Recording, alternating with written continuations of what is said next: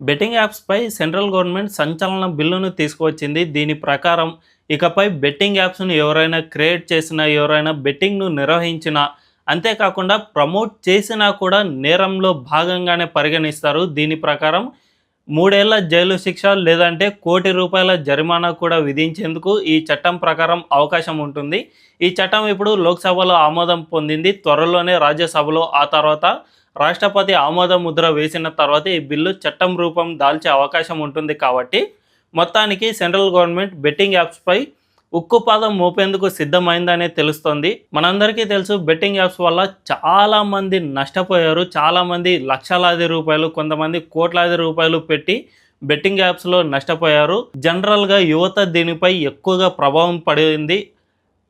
నార్మల్గా 20 years, 19 years లేదంటే 21, 22 ఈ చిన్న ఏజ్ వాళ్ళు ఈ ట్రాప్లో చాలామంది పడ్డారు. దీనివల్ల అసలు తెలిసి తెలియకుండా మొదలు పెట్టడం, ఆ తర్వాత దీన్ని ఆడటం, ఇన్కమ్ వస్తుందేమో, రిటర్న్ వస్తుందేమో అని మరింత పెట్టుబడి పెట్టడం, ఆ విధంగా చేస్తూ ఉండడం వల్ల తమ సర్వస్వం కోల్పోయిన ఘటనలు కూడా జరుగుతూ ఉన్నాయి.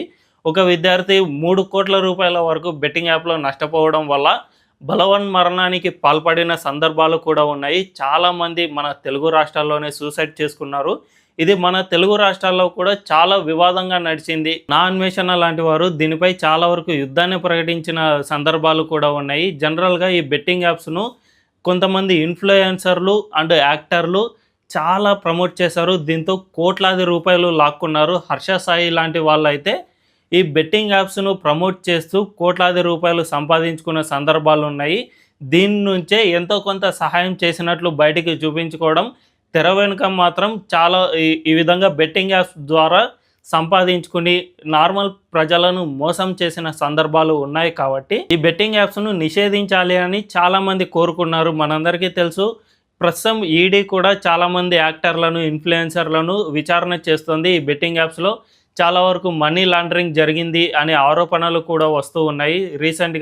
రీసెంట్గా రానా దగ్గుబాటి, మంచు లక్ష్మి అండ్ విజయ్ దేవరకొండ వీళ్ళందరూ ఈడీ విచారణకు కూడా హాజరయ్యారు. ఈ బెట్టింగ్ యాప్స్ను మీరు ఎలా ప్రమోట్ చేశారు, ఎవరెవరు మిమ్మల్ని ఇన్ఫ్లుయెన్స్ చేశారు, తెలిసే చేశారా లేదంటే తెలియకుండా చేశారా, ఇటువంటి వాటన్నిటిపై విచారణ జరుపుతూ ఉన్నారు. అదేవిధంగా ఈ బెట్టింగ్ యాప్స్ ప్రమోషన్లో గవర్నమెంట్ ఇన్స్టిట్యూషన్స్ కూడా భాగమైన సందర్భాలు కూడా మనందరికీ తెలుసు. ఏకంగా మెట్రోపై కూడా 1xBet ఇటువంటి యాప్స్ను ప్రమోట్ చేసిన సందర్భాలు ఉన్నాయి. కాబట్టి వీటన్నిటిపై కేంద్రం ఒక ఉక్కుపాదం మోపేందుకు సిద్ధమైంది. అందులో భాగంగానే ఈ చట్టాన్ని తెచ్చింది.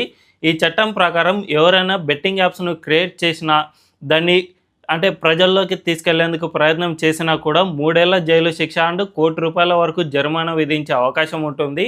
మరీ ముఖ్యంగా ఇన్ఫ్లుయెన్సర్లు అంటే తమకు ఏమీ సంబంధం లేదు, మేము ఒక యాప్కు ప్రమోషన్ చేశామని అనుకున్నాం, అంతే తప్ప అది బెట్టింగ్ యాప్ అని మాకు తెలియదు అని చెప్పి తప్పించుకునే ఇన్ఫ్లుయెన్సర్లకు కూడా ఈ చట్టం షాక్ ఇవ్వనుంది. ఎందుకంటే ఈ బెట్టింగ్ యాప్స్ను ప్రమోట్ చేసినా కూడా అందులో నేరస్తులుగానే పరిగణిస్తూ ఉన్నారు. కాబట్టి ఈ ఇన్ఫ్లుయెన్సర్లను కూడా ఇప్పటి నుంచి నేరస్తులుగానే పరిగణిస్తారు. సో ఇప్పటి నుంచి ఈ బెట్టింగ్ యాప్స్ అనేవి మనకు కనుమరుగైపోనున్నాయి. ఎవరు ఎన్ని ఆడుదామని ట్రై చేసినా కూడా ఈ ఆన్లైన్ గేమింగ్, ఆన్లైన్ బెట్టింగ్ అనేవి మనకు కనిపించకుండా పోతాయి. దీనివల్ల చాలామంది ప్రాణాలు కాపాడిన వారు అవుతారు. సో నార్మల్ యువత ఈ బెట్టింగ్ యాప్ ట్రాప్లో పడకుండా ప్రశాంతమైన జీవితాన్ని గడుపుతారు. ఒక్క విషయం గుర్తుంచుకోండి, ఎప్పుడైనా కానీ మనకు డబ్బులు ఫ్రీగా రావు. కళ్యాణ్ జ్యువెలర్స్ అధినేత చెప్పినట్లు డబ్బులు ఎప్పుడు ఫ్రీగా రావు. మనం కష్టపడి సంపాదించుకుంటే మాత్రమే డబ్బులు వస్తాయి, అంతే తప్ప ఉచితంగా వచ్చే డబ్బు ఉచితంగానే వెనక్కి వెళ్ళిపోతుంది. అది ఒక పెద్ద ట్రాప్గా కూడా మారవచ్చు. మన ఆస్తులన్నీ మనం కొల్లగొట్టుకోవచ్చు. పేకాట, ఈ బెట్టింగ్ ఇటువంటి వాటన్నిటినీ అస్సలు మన జీవితంలో అవాయిడ్ చేయాల్సినవి మెయిన్గా ఇవే. ఎందుకంటే మనం జస్ట్ వైన్ తీసుకున్న, సిగరెట్ తాగినా కూడా అది అప్పటికే నాశనం చేస్తుందేమో, కానీ బెట్టింగ్ యాప్ ట్రాప్లో కనుక మనం పడిపోతే ఖచ్చితంగా అది అస్సలు వదలదు. అదొక ట్రాప్ లాంటిది. సో వీలైనంత వరకు వీటికి దూరంగా ఉండడానికే ప్రయత్నం చేయండి. లేకపోతే మీరు ఖచ్చితంగా బాధితులుగా మిగిలిపోతారు. బలవన్మరణానికి పాల్పడే అవకాశం కూడా ఉంటుంది. మీ తల్లిదండ్రులు, మీ బంధువులు మీపై పెట్టుకున్న ఆశలన్నీ కూడా అడియాశలయ్యే దశకు చేరుకోవద్దు. ఈ బెట్టింగ్ యాప్స్కు వీలైనంత దూరంగానే ఉండండి.